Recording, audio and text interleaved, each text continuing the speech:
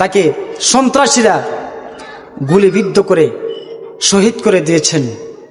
কি হৃদয় বিদারক ঘটনা ভাই।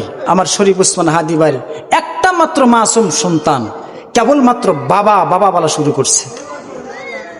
এমন সন্তানকে যারা ইতিম বানিয়েছে, আমাদের দুনিয়ার মধ্যে কার কাছে বলবো, কার কাছে চাবো, কার কাছে বিচারে দাবি করব?